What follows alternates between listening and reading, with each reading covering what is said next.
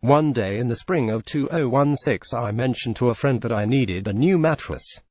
Mine was a sunken hand-me-down that had become about as comfortable as concrete. "I know a guy who can give you a free mattress," my friend said. This sounded too good to be believed, but my friend protested it was true. This guy Kenny, he reviews mattresses online, and companies just send them to him. He can't get rid of them fast enough. Not long after came the email introduction. David, meet Kenny. Journalists aren't supposed to accept freebies. But the one thing I was certain of was that I would never write an article about online mattress reviewing, a subject so self-evidently boring that I became a little sad just imagining it. So when Kenny replied that he expected to have a mattress to offload soon, I only asked him what sort of wine he liked. Kenny Klein turned out to live just blocks from me in Brooklyn, and I walked over a few days later with a nice bottle of red under one arm. Kenny buzzed me in and I stepped inside the entryway, where I found a queen-size mattress already waiting for me, ready to grab and go if I pleased. But I wanted to give Kenny his wine. I called up to Kenny, and he emerged from his apartment to greet me on the stairs. He was tall and good-looking, with a kind of programmer affability. Later I'd learn he had studied physics and finance at Washington University in St. Louis, where he wrote crew and was a Beta Theta Phi brother. It also look up some of his mattress reviewing videos. I asked Kenny about his unusual hobby, figuring that reviewing mattresses was something he did for beer money. But he surprised me by saying that this was what he and his business partner, a guy named Joe, did for a living. The two websites, Mattress Clarity and Slumber Sage, were exclusively dedicated to reviewing mattresses.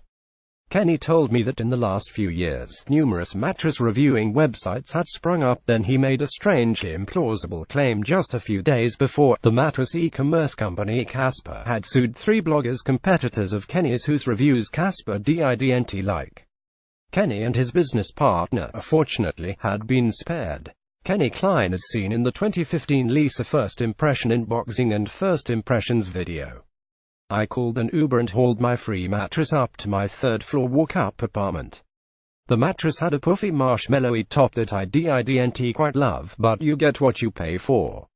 I got used to it as the months went by. I might have forgotten about Casper's rumored lawsuits altogether if the mattress brand hadn't kept following me everywhere I went. That summer and through the fall, Casper ads sprouted all over New York. Beautiful ads, often lining subway cars, featuring cartoon creatures curled up together on mattresses. In Casper's cartoons, even the big bad wolf slept peacefully next to 3 little pigs.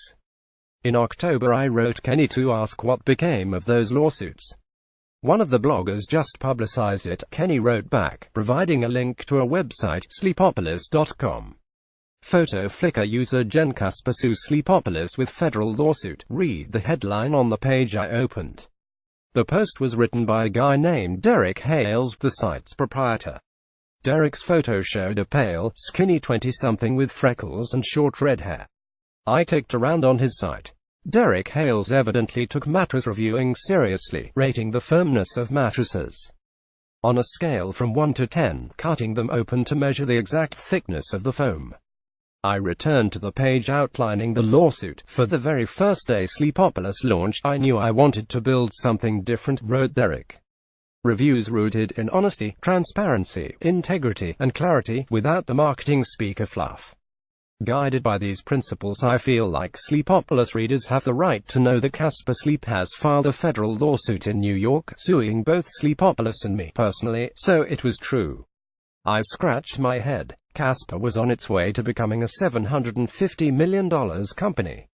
It was the hottest of the bed-in-a-box disruptors, with investments from celebrities like Ashton Kutcher and Nas.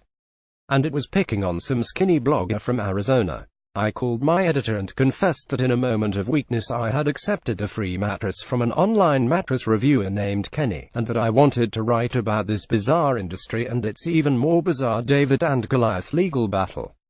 I couldn't know it then, but the outcome of that battle would influence the purchase decisions of many thousands, if not millions, of people seeking a good night's sleep. It would also reveal just how thoroughly the internet and the businesses that thrived there had blurred the lines between product reviews and advertisements. All it wanted was a mattress, but what I got was a look at a little-known and hugely lucrative annex of e-commerce, one where the relationships can often get a little too comfy, until they're not. I wanted to learn how Derek Hales had gotten into mattress reviewing, so I called him up in Arizona. He had the nerdy intensity of a Jesse Eisenberg character. Derek told me had always been entrepreneurial, had helped pay his college tuition by creating a World of Warcraft blog.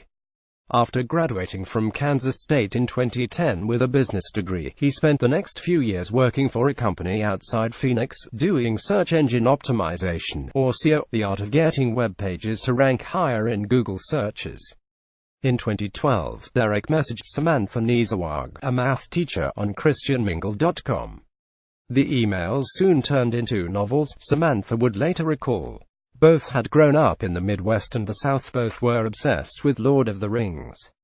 A flirty conversation turned to the question of whether they could squeeze 78 dates into 25 weeks, which Derek remarked would mean 3.12 dates per week. When he gave me 2 decimal places, said Samantha, he had me hooked. On their engagement website, Samantha called Derek godly, passionate, loyal, supportive, ambitious, intelligent, and funny. They got married in May of 2014. The young husband and wife needed a new mattress but were shocked by the prices at the local mattress store. The average queen size was around $1,500, but as much as $5,000 for a fancy Tempur-Pedic. One of Derek's co-workers told him about a 2-year-old Phoenix-based company called Tuft Needle, which sold its queen-size mattress directly to consumers online for just $600. Though buying such a large item online felt a little unusual, there was a 100-day trial period, so what was the risk? When it arrived, Derek and Samantha found the Tuft Needle too firm for their tastes, so they organized a donation pickup and received their refund. Then they tried their luck with another online mattress company called Casper, which had just launched. When the Casper mattress arrived, Derek and Samantha found they liked it enough to keep it. A few weeks later, in September of 2014, Derek spotted an opportunity. He registered the domain sleepopolismattressreviews.com and threw together a quick website comparing his experiences with Tuft Needle and Casper. He eventually migrated his content to sleepopolis.com, which he had also registered. A week later, Derek and Samantha posted a positive video review of the Casper on YouTube. Pretty quickly, it seemed I had struck a chord with a lot of people, Derek recalled. The Casper video eventually racked up 25,000 views. From the beginning, Derek monetized his site and YouTube channel using what are called referral links, or affiliate links. These special links were embedded with a tracking code. If a consumer clicked from Derek's site through to a mattress company's website like Casper.com and made a purchase within 30 days or so, then that company would pay Derek a reward.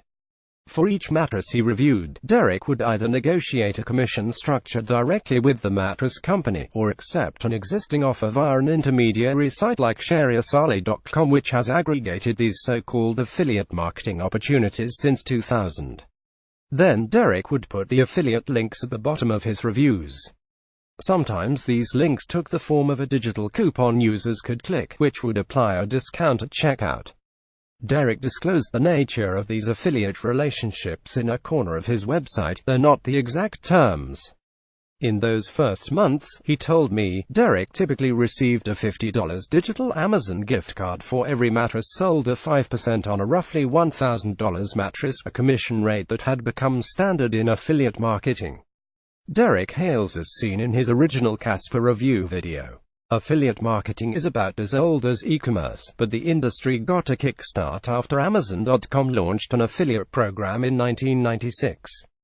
The industry has since ballooned, with around $4.5 billion changing hands in 2016 just in the US. Affiliate marketing is even becoming an important source of revenue for legacy publishers like the New York Times. Last year, the paper paid $30 million for 2 review sites, The Wirecutter and The Sweet Home, which have built a bustling business around affiliate links. But a much larger share of the affiliate marketing economy is made up of people like Derek Hales, stray blogger entrepreneurs who hunt for emerging categories of products that consumers are seeking guidance on, then jockey for top position in related Google searches like best mattresses or mattress reviews. Derek was smart and talented, but he was also lucky. Through a series of coincidences, getting married in May 2014, living in Phoenix, where Tuft Needle was based, disliking that mattress and trying a Casper instead, having some SEO savvy, he had stumbled into early mover advantage in a category primed to explode. There was a waterfall of companies launching, he recalled. Nipping at the heels of Casper and Tuft Needle came other direct-to-consumer mattress companies like Lisa, Yogurt, Purple, and Ghost Bed in time, over 100 brands in all. Most were new companies, while others were e-commerce divisions from legacy brands scrambling to make up lost ground amidst a tectonic shift in how consumers were beginning to buy mattresses. In the $14 billion U.S. mattress market, online mattresses only made up $300 million in sales 2 years ago. This year, sales may reach $1.2 billion. All of these emerging brands wanted Derek to review the products like he had the Casper, and all were willing to pay Derek a bounty. Like Kenny Klein in Brooklyn, Derek was soon handing out free mattresses head reviewed to his Phoenix friends and neighbors, and eventually had mattresses piling up in a spare room. In February 2015, Derek quit his day job to focus on Sleepopolis. Image courtesy of Sleepopolis. It was a smart gamble. In the months and years that followed, Derek would build his site into the most trafficked web destination for people seeking information on mattresses, beating out a raft of competitors. In total, his YouTube reviews have garnered 2.5 million views, while the site itself would grow to attract over 500,000 visits every month. If you happened to search for mattress reviews online in the last 3 years, odds are you landed on Sleepopolis. Derek built his site into the #1 Google hit for countless popular queries related to mattresses. Our phone call taught me a great deal about this strange backwater of the internet economy. But a mystery remained. Throughout those first heady months, Derek maintained a good relationship with Casper. How, then, by late 2016, had it gone so sour? I asked Derek, but he couldn't tell me. With Casper's lawsuit against him pending, Derek's lawyer forbade him from even mentioning the company by name. I would have to dive into a growing stack of mattress lawsuits to find out. As Casper flourished through 2014 and early 2015, I learned it enjoyed a mutually beneficial relationship with Sleepopolis and similar sites. For many bloggers, in fact, Casper was among the first mattress companies to offer affiliate commissions, leading its competitors to respond in turn. The review sites were key parts of what marketers call the purchase funnel, converting a vague interest in mattresses into awareness of a specific brand, and often the decision to buy it. Many consumers were Googling terms like best mattress, landing on sites like Sleepopolis, and learning about retailers like Casper for the first time. Casper CEO Philip Krim photo Casper Indeed. One would never have predicted looming lawsuits from a friendly 2015 email exchange, in which Casper CEO Philip Krim attempted to court an affiliate marketer named Jack Misham, who ran a Sleepopolis-like site called Mattress Nerd. In January 2015, Krim wrote Mitchum that while he supported objective reviews, it pains us to see you or anyone recommend a competitor over us. Krim went on, as you know, we are much bigger than our newly formed competitors. I am confident we can offer you a much bigger commercial relationship because of that. How would you ideally want to structure the affiliate relationship, and also, what can we do to help to grow your business? When Misham responded to say that he and his wife found the Casper mattress uncomfortable, Krim persisted, is there any way I could get you to spend more time on the Casper? We would even be happy to fly you out to NYC to tell you more about the product, to have you spend a long weekend on one. I'd also love to find ways to work more closely. We would love to become your biggest referral check. Krim then upped his offer, promising to boost Mitchum's payouts from $50 to $60 per sale, and offering his readers a $40 coupon. I think that will move sales a little more in your direction, replied Mitchum on March 25, 2015. In the months that followed, Mattress Nerd would become one of Casper's leading review site partners. The emails surfaced due to another mattress lawsuit, Ghostbed v. Krim. If similar correspondence exists with Derek Hales, it has not become public. Just a few months later, in June 2015, something big happened that would ripple through the whole mattress ecosystem. Casper received $55 million in Series B investment at an implied $500 million valuation, making it the frontrunner in the online mattress wars. The company started spending relentlessly on advertising, and soon just about everyone had heard of Casper, giving the startup a measure of escape velocity from its competitors. Casper's sales topped $200 million last year, though it declines to say whether it is profitable. Fortune has estimated Casper's annual marketing budget to be $80 million. As Casper grew, more mattress review sites began mushrooming up in its shadow, earning quick commissions while creating little value for Casper. Casper decided to allow the contracts it held with affiliates to expire. To reassess the situation, Casper CEO Krim told me. Photo Flickr user scan July 2015. A month after the $55 million investment, Krim revived his email chain with mattress nerds Mitchum, informing him that while Casper had decided to sunset its affiliate relationships, it nevertheless would be interested in exploring economic relationships beyond the affiliate program structure. Nothing would make us happier than to pay you a ton of money, Krim elaborated in his next email, but we need to do it in a context of being accretive to Casper. Currently you actively endorse a competing product on our review page. What can we do not to have you endorse another product as superior to ours? I am certain we can be a better partner to you than Lisa. It appears that Krim's dialogue with Mattress Nerd did not end in a comfortable place. Likewise for negotiations Krim may have been having with Sleepopolis or Sleep Sherpa. That summer, Casper declined to renew affiliate relationships with all mattress bloggers. It eventually reinstated some. An antagonism set in between Casper and at least some of these reviewers, a few of whom conspicuously began to downgrade their assessment of the company's mattress, and to more vocally favor competitors that did still pay commissions, like Lisa. By April 2016, Derek had updated his assessment of the Casper 2, writing that, after 18 months of reviewing competing mattresses, he could no longer recommend the mattress. He even added a little yellow box near the top of that page, which read, "Thinking about buying a Casper? Do your homework. Check out these 4 mattress companies that Sleepopolis loves." Sleepopolis Casper review, as it appeared in June 2017, courtesy of archive.org. View full size here. That little yellow box was a huge thorn in Casper's side. If you Googled the search term Casper mattress review, which about 10,000 people did per month, the first web page Google served up was Derek's review, with its poison box. Derek ranked first for that query, too. On April 29, 2016, Casper filed lawsuits against the owners of Mattress Nerd, Sleep Sherpa, and Sleepopolis, that is, Derek, alleging false advertising and deceptive practices. Mattress Nerd and Sleep Sherpa quickly settled the cases, and suddenly the negative Casper reviews disappeared from the sites, in what many onlookers speculated was a condition of the settlements. But by the end of 2016, when I started closely studying the lawsuits, Derek's Casper review remained defiantly up on Sleepopolis. He was soldiering on in his legal battle with the mattress giant. People who knew him called Derek a fight. One of his nicknames was Hailstorm. Casper had another way of referring to him. Derek was part of a surreptitious economy of affiliate scam operators who have become the online versions of the same commission-hungry mattress salesmen that online mattress shoppers have sought to avoid, Casper's lawsuit alleged. The company complained that Derek was not forthright enough about his affiliate relationships, noting his disclosures were buried in a remote corner of his site. This did violate recently issued FTC guidelines, and Derek updated his site to comply. Casper wanted Derek's behavior to be stopped, and it wanted monetary damages.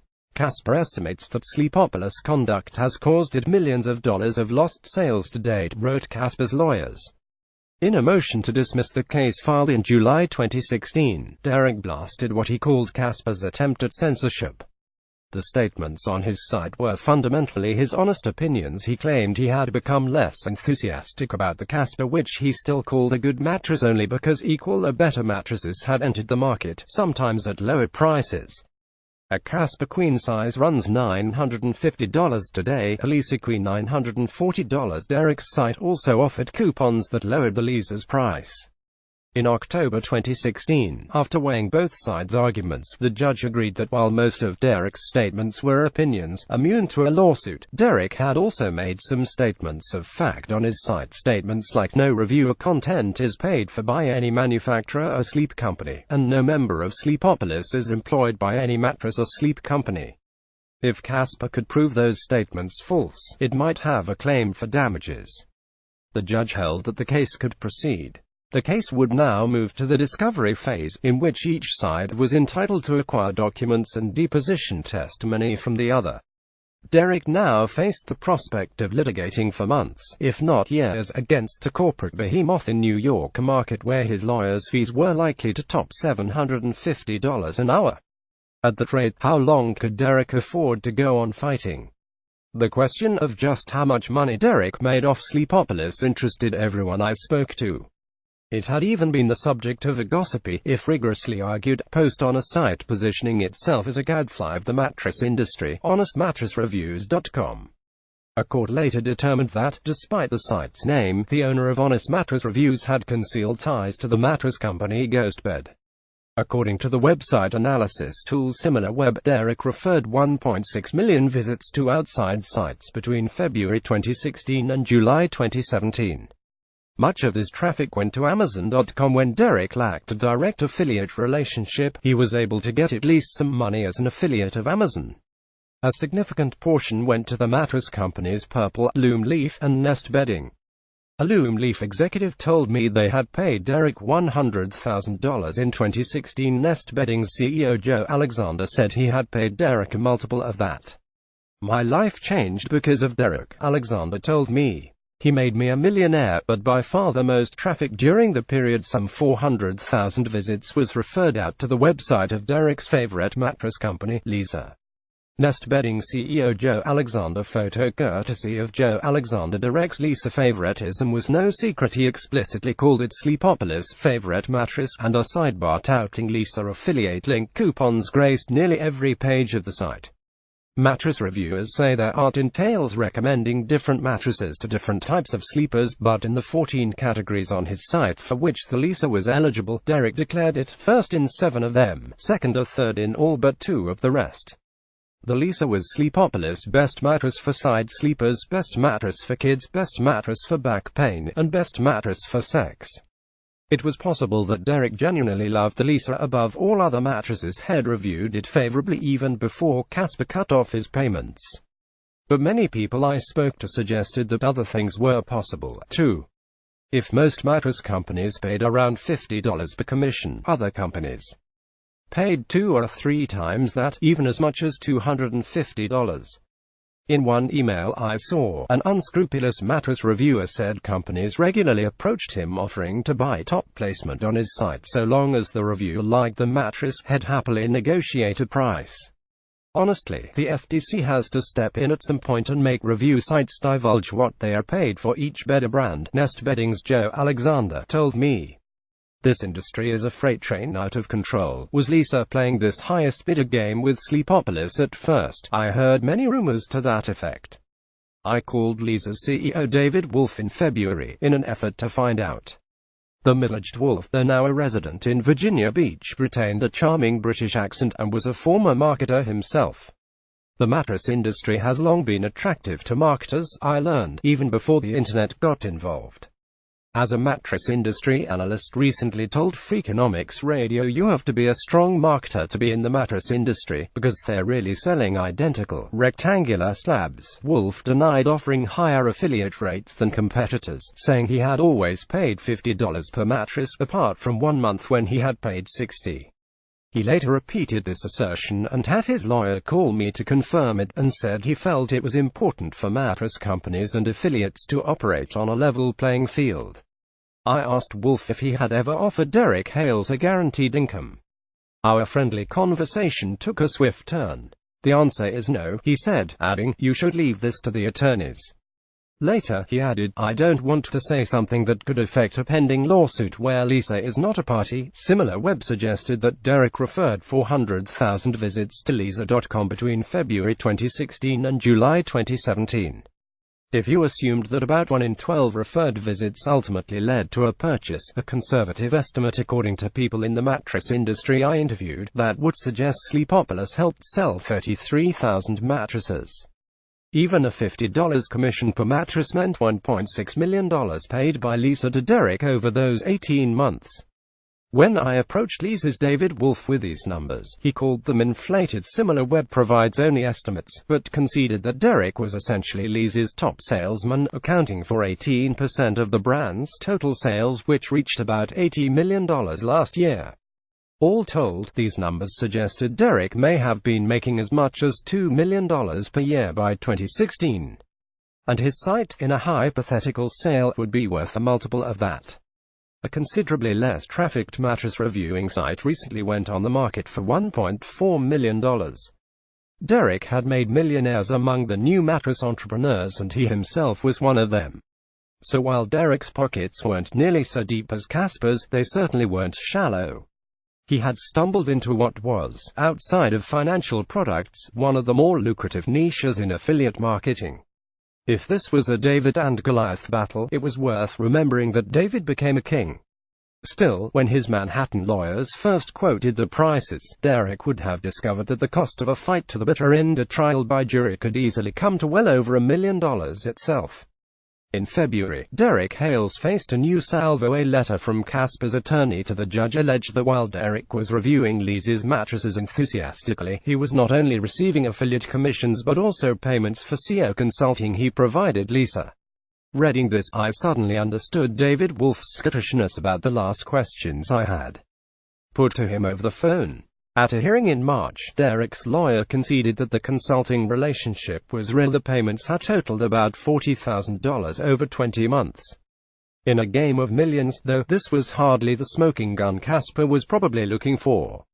Ultimately, after months of searching, I was unable to find any major financial inducement for Derek to favor Lisa over other mattress companies that paid him commissions. When I asked Nest Bedding's Joe Alexander why Derek preferred Lisa, he summed it up for me: Derek just seemed like the kind of guy who left the dance with a girl he came with. Still, even if $40,000 wasn't tremendous, the mere fact of these side payments undermined some of Derek's claims on his site, probably harming his case.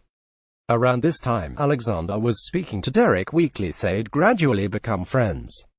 The suit was clearly weighing on Derek. Had tried to keep a good face on things, Alexander told me, but you could tell the hesitation in his voice, the contrived laugh. Things weren't going along as he had anticipated. In the March hearing transcript, there was discussion of momentum toward a settlement, one in which Derek might pay damages to Casper. But then, in the last days of April, Derek's lawyer submitted a surprising counterclaim against the mattress giant. The claim added a dramatic early chapter to the story of Sleepopolis and Casper right after Casper announced it would not be renewing its affiliate marketing contracts back in the summer of 2015. Immediately after Casper announced this termination, the claim alleged Casper approached Hales and offered to resume the relationship on terms considerably more favorable to Hales, if Hales would agree to state a more positive opinion of Casper's mattress on Sleepopolis. Hales refused. Shortly after this refusal, alleged Derek's lawyer, Sleepopolis came under a massive negative SEO attack. Tens of thousands of links to Sleepopolis began mysteriously cropping up on sites that Google's algorithms deemed low quality, he wrote. Since Google demotes websites that are linked to by low-quality sites, Sleepopolis' team was hurt by association, and Google began demoting Sleepopolis in searches.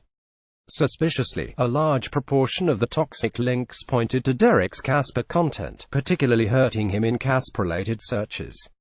Derek eventually resolved his problem by hunting down the bad links and creating a disavow list for Google. Derek's lawyer, having learned that Casper contracted with a reputation management firm at just this time, alleged that Casper was behind the SEO attack on Sleepopolis. His lawyer was now insisting that Derek was the wronged party in the suit, not Casper, and demanded that Derek be awarded damages instead. Casper's lawyers soon fired back with a motion to dismiss Derek's counterclaims, a thinly spun tale, they scoffed, with no evidence linking Casper to the alleged SEO attack. The newly escalated legal battle hurtled on. On one of the last days of July, I opened my inbox to find an email from a correspondent, another close observer of Sleepopolis. "Did you see this?" ran the subject line. Inside was a link to Sleepopolis. The site still looked as it always had, the dark header, the elegant logo featuring a skyline nestled in a crescent moon. But in place of Derek's smiling face, there was now someone else, a young man in a blue blazer who I didn't recognize. Welcome to the new version of Sleepopolis, ran the header. Hello ran the text beside the headshot. My name is Dan Scalco and I'd like to personally welcome you to the brand new version of Sleepopolis. Here's what's up. On July 25, 2017, our company acquired Sleepopolis.com. Derek Hales and Samantha Hales are no longer associated with Sleepopolis, and italicized note added. In July 2017, a subsidiary of JAKK Media LLC acquired Sleepopolis.com.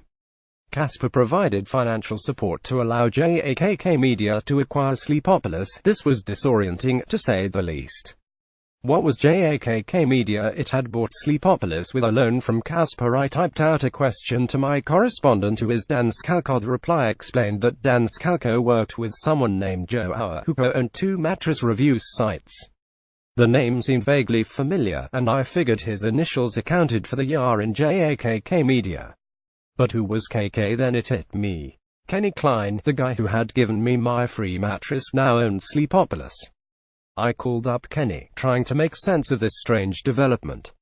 But whatever bond forms between men who have exchanged a bottle of wine for a mattress wasn't enough for him to violate his NDA. It's kind of a mystery what happened, he said, keeping mum about details. The website came up for sale, and I acquired it. Kenny said he hoped to repay Casper soon and be able to remove the disclaimer, but for the time being he wanted to err on the side of transparency. Kenny Klein and Dan Scalco swore that Casper wouldn't touch the site.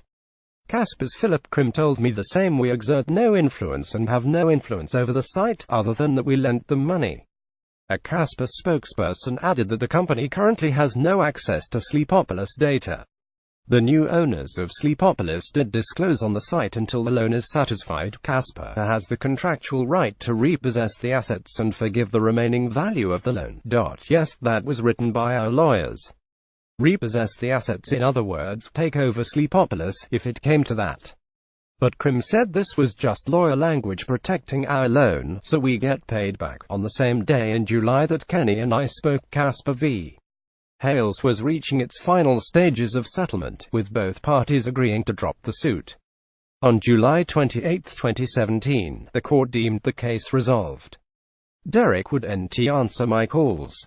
I wasn't alone in that whatever NDA was in place was evidently ironclad. I was an intimate friend with Derek. Joe Alexander, the Nest Bedding CEO, told me, and apparently I can never talk to him again. His best guess was that Derek sold Sleepopolis in the end for about half what it was actually worth, but still something like $3 million to $5 million. I'm going to venture to guess Derek is sipping margaritas somewhere, laughing at all of us, said Alexander good-naturedly. Online, I found a Halloween picture of Derek and Samantha dressed as Neo and Trinity from The Matrix, wearing sunglasses and brandishing toy guns. I imagined them buying a Corvette and speeding off into the sunset, the Bonnie and Clyde of affiliate marketing. Through August and September, I watched as Sleepopolis evolved under its new ownership. Dan Scalco's face took the place of Derek's in comment threads, and then Scalco disappeared too, quietly replaced by yet another editor. Various bedding advertisements began to crop up. The formerly ubiquitous Lisa outing sidebar disappeared, and Sleepopolis began referring much less traffic to Lisa.com. But the most significant change to Sleepopolis came right away. From the first days of the site's new management, that thorn in Casper's side, Derek's damning yellow box, pointing prospective buyers to competitors, disappeared from Sleepopolis Casper Review. In its place there appeared a green box, with a coupon linking straight to Casper.com. Sleepopolis Casper Review, as it appears today. View full size here. By early September, the updated Casper Review amounted to an endorsement. Overall, my experience with Casper was very positive, the new review concluded. Casper's battle had been hard-fought, but it got what it wanted in the end. Now those who saw cute Casper ads on the subway and later Googled Casper mattress reviews would no longer have the purchase momentum stymied by the first site they clicked on. They'd be waved along by Sleepopolis' green light. Casper had finally hammered out the last, most troublesome kink in the yawning purchase funnel that lured ever more traffic to its billion-dollar online storefront. The company could indeed claim, as it did on its site, to have the internet's favorite mattress. It had made very sure of that.